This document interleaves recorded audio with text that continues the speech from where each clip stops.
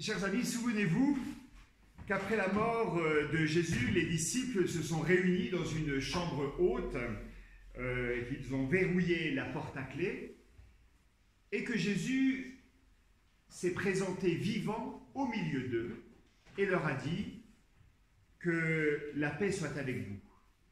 Et après avoir dit cela, il a montré les marques des plaies sur ses mains et sur son côté. Et les disciples se sont réjouis en le voyant vivant. Et Jésus a répété que la paix soit avec vous. Comme le Père m'a envoyé, à mon tour, je vous envoie. Et après ces paroles, il a soufflé sur eux et il leur a dit, recevez l'Esprit Saint. Alors, chers amis, que la grâce et la paix soient avec chacun d'entre vous. Puissions-nous recevoir cet esprit promis par Dieu pour être vivants au milieu des vivants. Amen. Oui, Père éternel, nous voulons te louer pour ta puissance de vie qui s'est manifestée par la résurrection de ton Fils et qui se manifeste quotidiennement dans le monde, dans la vie des hommes et des femmes. Et puis nous voulons te dire notre bonheur et notre joie de pouvoir vivre ensemble ce culte, les uns à côté des autres, en communion avec tous les hommes et toutes les femmes qui aujourd'hui aussi se rassemblent dans le Chablais, dans le canton de Vaud, en Suisse, en Europe, dans le monde entier. Oui, nous sommes tous en communion les uns avec les autres. Et puis, Seigneur, je veux te prier pour que cette puissance de vie que représente ta résurrection enlève le poids qui pèse sur nos existences, poids des échecs, des conflits, des frustrations, des occasions manquées. Oui, Seigneur, viens éclairer pour nous de ta présence les passages sombres de nos existences. Désormais, nous voulons laisser les choses qui sont derrière nous et nous élancer vers l'avant. Nous voulons désormais courir vers le but, être à ton service quoi qu'il arrive, vivre en ta présence quoi qu'il arrive. Alors gloire à toi, Dieu de la vie. Gloire à toi, Père éternel, qui nous donne de découvrir, d'aimer et de servir les frères et les sœurs que tu nous donnes. Oui, gloire à toi qui nous accompagne, nous soutient et nous guide. Amen.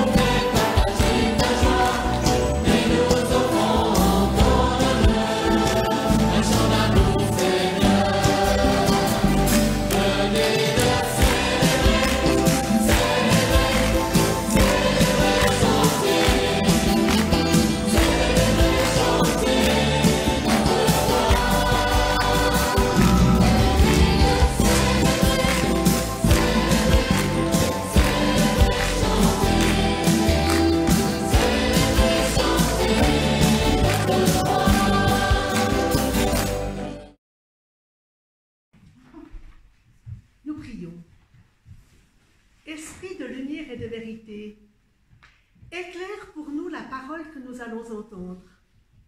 Conduis-nous dans la vérité.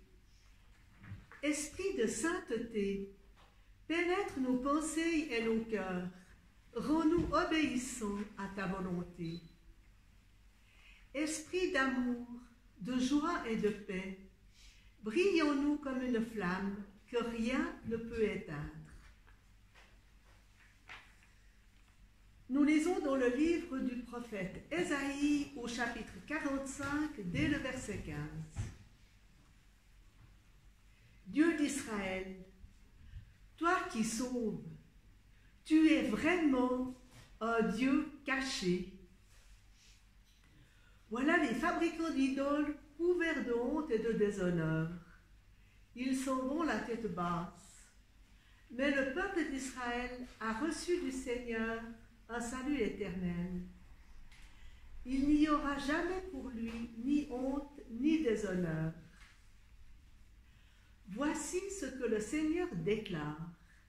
Lui qui a créé le ciel, lui, le Dieu qui a fait la terre, qui l'a façonnée et consolidée. Il ne l'a pas créée vide, mais il l'a faite pour être habitée. Il déclare donc ceci. Le Seigneur, c'est moi, il n'y a pas d'autre Dieu. Je n'ai pas parlé en cachette dans quelque endroit obscur, et je n'ai pas recommandé aux descendants de Jacob de me chercher là où il n'y a rien. Moi, le Seigneur, je parle franchement. Ce que j'annonce est clair et net. Louange à toi, Seigneur.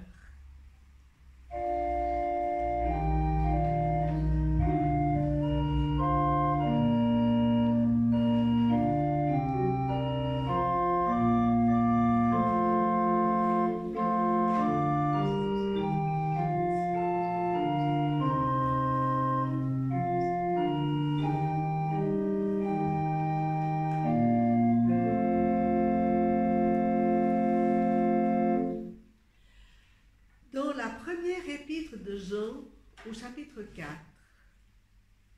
dès le verset 7. Mes chers amis, aimons-nous les uns les autres, car l'amour vient de Dieu.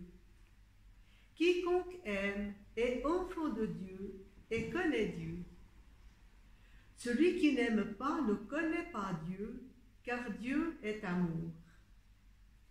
Voici comment Dieu a manifesté son amour pour nous.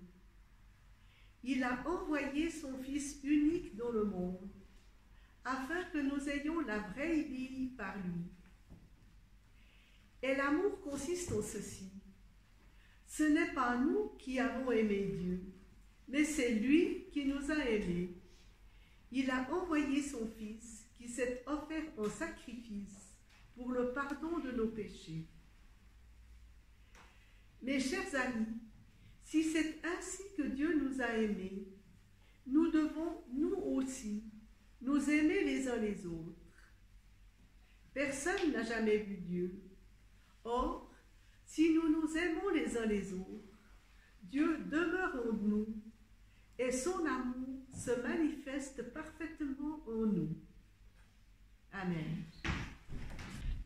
Je crois que si nous devions comparer Dieu à un jeu d'enfant, je pense que je choisirais une partie de cache-cache. Je me montre et je me cache. Moïse disait que l'on ne peut voir Dieu que de dos. Que de dos parce que Dieu ne fait que passer. Il ne s'arrête pas. Il nous visite et puis il va voir ailleurs. Vous l'avez entendu dans le prophète Ésaïe, cette affirmation paradoxale, « Dieu d'Israël, toi qui sauves, tu es vraiment un Dieu caché. » Affirmer les deux choses en même temps, un Dieu qui sauve, et ce Dieu qui sauve est aussi celui qui se cache. Comment on peut à la fois se manifester et disparaître presque dans le même mouvement. Dieu se cache parce que l'humain est fondamentalement un être religieux. Dieu se cache de l'homme religieux. C'est le principe même des religions que de vouloir enfermer Dieu dans des rites, dans des dogmes. Et le christianisme ne fait pas exception. L'histoire de l'Église l'a montré. Dieu veut rester libre parce que les institutions religieuses et les clercs savent qu'il représente une source de pouvoir quasiment illimitée. Voltaire disait « Dieu a fait l'homme à son image et l'homme le lui a bien rendu ».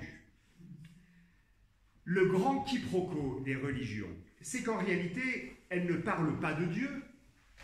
Les religions parlent de l'humain. Les religions parlent de la peur de la mort des hommes et des femmes. de leur peur de vivre aussi, de leurs angoisses, de leur quête d'amour et de reconnaissance. Ce sont toutes ces peurs et toutes ces quêtes qui sont mises en scène à travers les rites religieux et les croyances. Le fait d'avoir abandonné les temples pour aller dans la nature ne change absolument rien au problème. Les nouvelles religions laïques fonctionnent exactement de la même manière que les anciennes. C'est-à-dire que le paradis, qu'on n'appelle plus paradis, est toujours au bout de l'effort, de la privation et du sacrifice. Plus étonnant, c'est le retour des prescriptions alimentaires et des rites de purification. On pensait que c'était dépassé, eh bien pas du tout, ça revient en masse. Et puis, le nouveau légalisme est aussi terrible que l'ancien. Les religions néo-païennes ne sont plus manipulées par les politiques, c'est vrai, mais par le pouvoir économique, c'est pas mieux. La fonction des croyances n'est donc pas en réalité de relier à Dieu que d'être relié à soi-même. Les religions permettent de tisser un lien avec les couches profondes de l'être humain. Elles représentent un peu comme cet écran, une surface de projection sur laquelle apparaissent nos angoisses et nos espérances. Au fond, les religions ont pour but de calmer les démons intérieurs qui nous tyrannisent. Et le processus n'est pas récent, comme le montrent ces deux exemples bibliques. Dimanche dernier, Nicole nous a déjà parlé de ce texte où le peuple d'Israël est dans le désert et Moïse monte vers Dieu pour recevoir les tables de la loi. Et du coup, le peuple est saisi par un sentiment d'abandon. Et le désarroi qui est le leur est terrible de ne plus avoir de repères. Et du coup, le peuple se tourne vers Aaron et dit cette phrase incroyable, et je vous le cite, « Fais-nous un Dieu pour qu'il marche devant nous. » Fais-nous un Dieu pour qu'il marche devant nous. En français courant, cela donne « Fais-nous un Dieu pour qu'il nous dise ce qu'il faut faire et ce qu'il faut croire. Fais-nous un Dieu pour qu'il nous montre la route. » Aaron, comme le peuple, savent qu'il n'y a là que construction humaine. Mais c'est pas grave. Ils ont besoin de ce Dieu pour continuer à avancer, tout simplement. L'autre exemple, je le tire du livre de Jérémie, où le prophète dénonce le même mécanisme en disant « Les habitants disent au bois, tu es mon père, et à la pierre, tu m'as donné la vie. » Statue de bois ou pierre sacrée joue un rôle absolument nécessaire pour l'équilibre du peuple, parce qu'il faut un père symbolique pour cadrer et pour rassurer. Tout cela n'est que construction humaine, mais c'est pas grave, c'est une nécessité. Un des points communs de toutes les religions, c'est le nombrilisme. Tout part de l'humain et tout repose sur lui. C'est le principe même de la tour de Babel.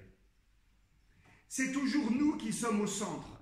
C'est nous qui devons nous démener pour monter vers Dieu. C'est nous qui devons montrer patte blanche pour mériter une place à ses côtés. Les religions sont toutes auto-centrées et c'est pour cela qu'elles génèrent une sorte d'introspection sans fin et de culpabilité quasi infinie. Est-ce que j'ai fait tout comme il fallait? Est-ce que j'aime assez? Est-ce que j'agis assez? Est-ce que je mène une vie juste? Et le pire, c'est que forcément, cette introspection est vécue devant une espèce de père fouettard avec la crainte qui l'accompagne, crainte de la punition, bien évidemment. Si j'en crois l'essor des offres de coaching de vie, de guidance spirituelle, je vous assure que la soi-disant mort de Dieu ne change rien au problème, loin s'en faut. Nous vivons dans une société incroyablement nombrilique. C'est pour cela que j'aime à répondre à ceux qui disent ne pas croire en Dieu. Je dis, écoutez, peut-être qu'il est important de savoir en quel Dieu nous ne croyons pas. Des amis me disaient récemment qu'un prêtre qui rencontrait une femme qui lui disait que si elle était malade, c'était une punition de Dieu, ce prêtre lui avait dit, vous savez, votre Dieu est mon diable.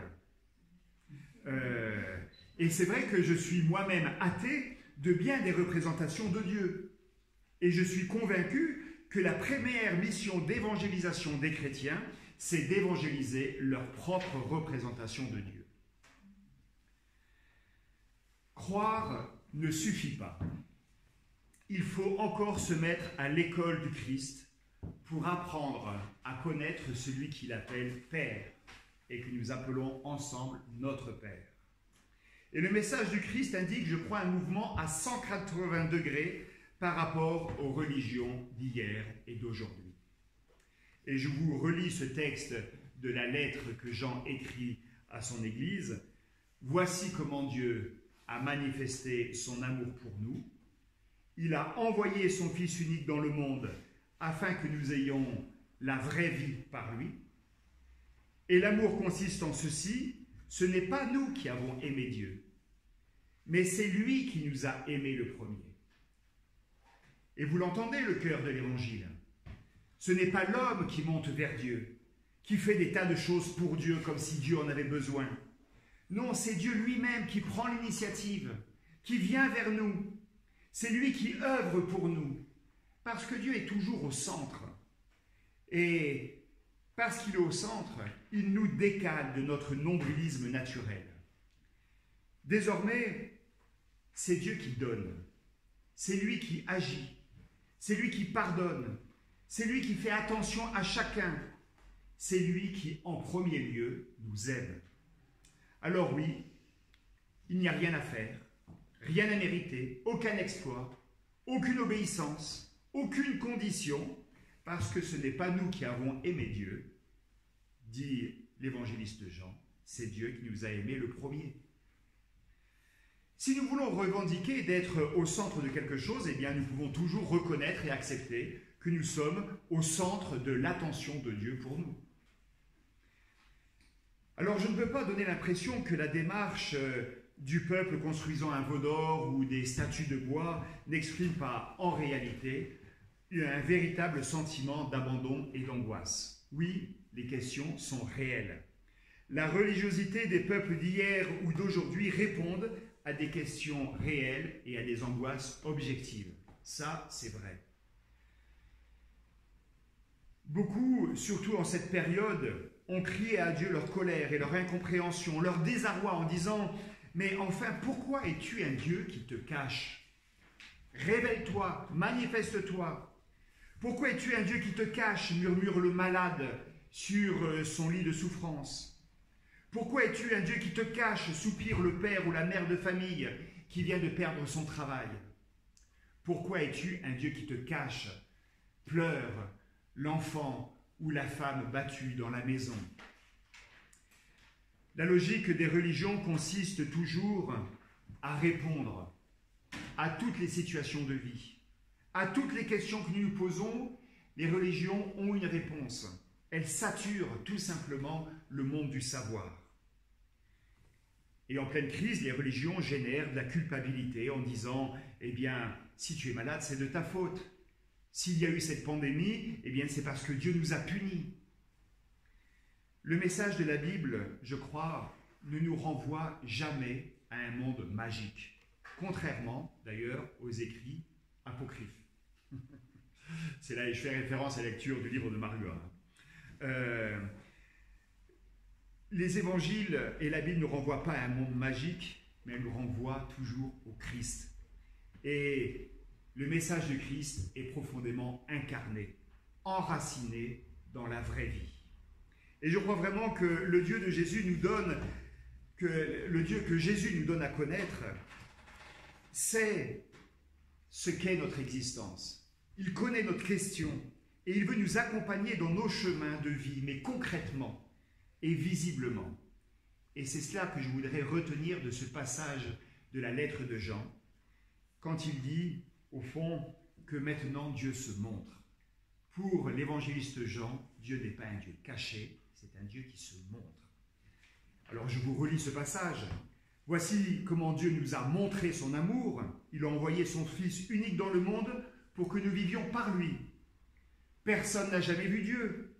Or, si nous nous aimons les uns les autres, eh bien Dieu demeure en nous et son amour se manifeste parfaitement en nous. Jésus nous montre le Père et nous sommes appelés à faire de même, à montrer le Père, à le rendre visible. Le commandement d'amour qui est au cœur de ce verset n'est pas le summum de la perversion qui consisterait à nous donner un objectif impossible à réaliser. Encore une fois, il est bon et il est salutaire même d'arrêter de croire que tout dépend de nous, de nos efforts et de nos sacrifices et que Dieu attend de tas de choses impossibles de nous. Non, il est bon d'abandonner cette position centrale pour la laisser à Dieu et uniquement à lui. Et c'est lui qui nous aime le premier, je le répète, après l'évangéliste Jean. C'est lui qui se propose de se rendre visible à travers nous. Il s'agit donc, finalement, de laisser l'amour de Dieu rayonner en nous. Il s'agit de laisser cet amour nous traverser pour qu'il atteigne nos voisins et nos prochains. Il n'est pas question de faire plus, mais de laisser Dieu agir plus à travers nous. Il s'agit de s'ouvrir toujours plus à l'amour de Dieu. Concrètement, qu'est-ce que cela veut dire? Eh bien, voyez-vous, le premier culte après le confinement, c'était le culte de Pentecôte. Quand nous nous sommes rencontrés, je ne l'ai pas vu ce matin, puisque j'étais ailleurs, mais quand nous sommes rencontrés, eh bien la joie des uns rayonnait sur le visage des autres. Nous étions traversés par une espèce de joie communautaire. Eh bien, je crois qu'il en est de même pour l'amour de Dieu. Se laisser traverser par l'amour de Dieu. Non pas parce que nous sommes capables d'amour, mais parce que Dieu nous a aimés le premier. Alors, est-ce que c'est facile aussi pour nous de se croire dignes d'amour? Je vous pose la question, les amis. Est-ce que c'est facile pour vous de réaliser combien vous êtes aimés de Dieu, c'est-à-dire combien vous êtes aimables? Non pas parce que vous le méritez, mais parce que Dieu est amour.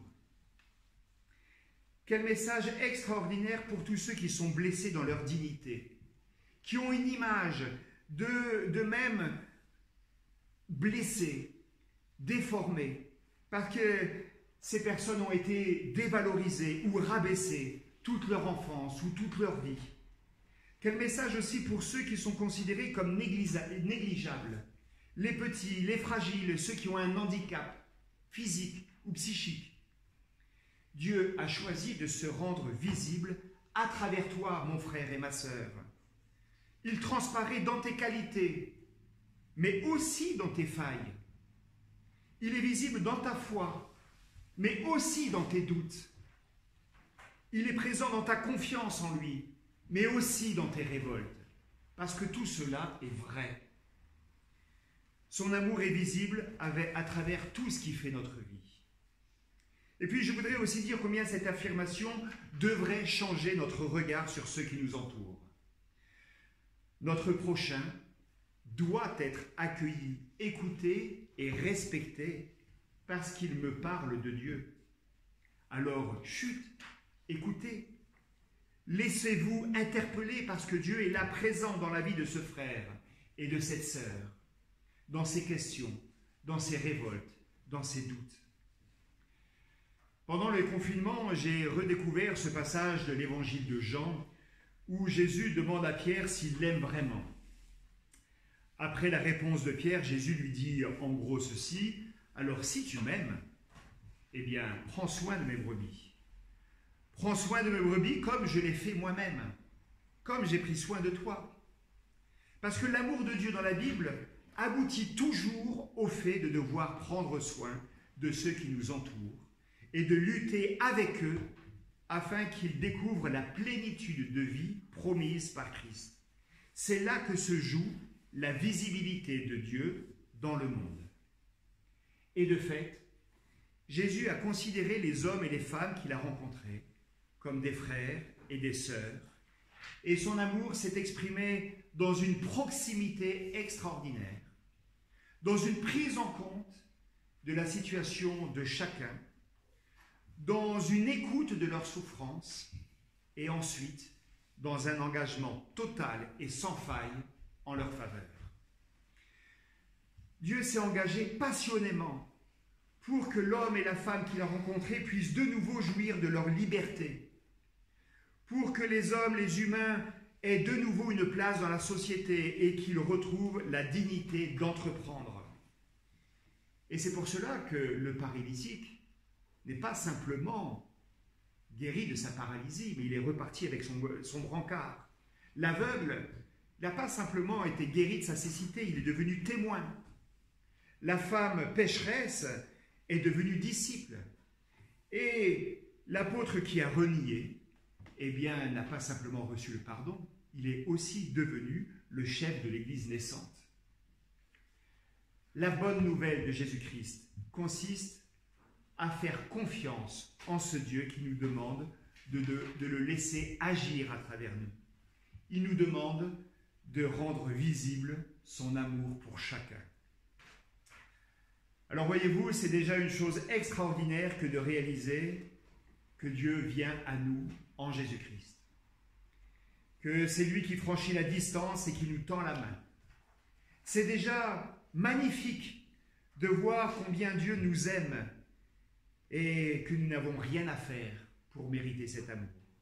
Mais en plus de cela, il nous fait tellement confiance qu'il nous institue comme ses représentants, ses ambassadeurs, c'est-à-dire qu'il nous choisit chacun pour que nous puissions le rendre visible, que Dieu soit visible à travers nous. Amen.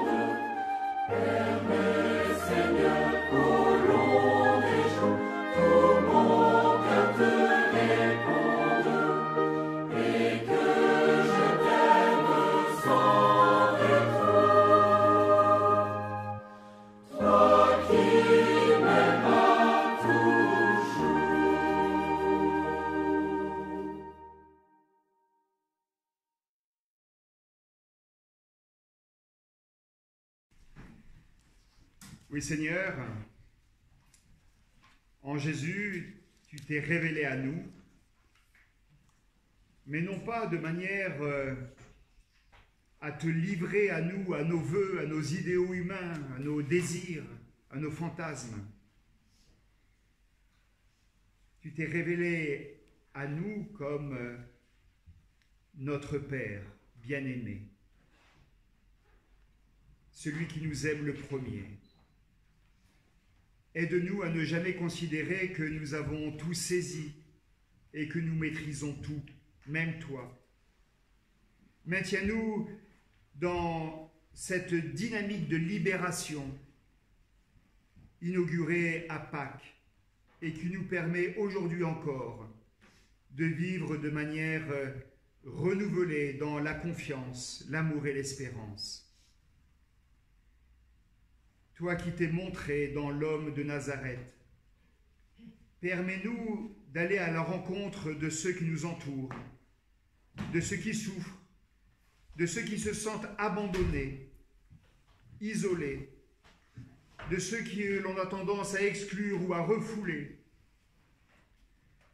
Oui, donne-nous la force, la liberté, la simplicité d'aller à la rencontre de ceux qui ont perdu le courage, la patience de la parole qui transforme. Donne-nous d'aller vers ceux qui nous entourent afin de construire avec eux un monde plus fraternel, plus solidaire, plus respectueux du vivant. Que nous soyons ainsi des ferments de ton amour pour tous les humains, des témoins de ta présence discrète, secrète, efficace. Sois avec nous afin que nous puissions être avec toi et avec nos prochains chaque jour à nouveau. Et avec tous les enfants de Dieu, nous voulons te chanter.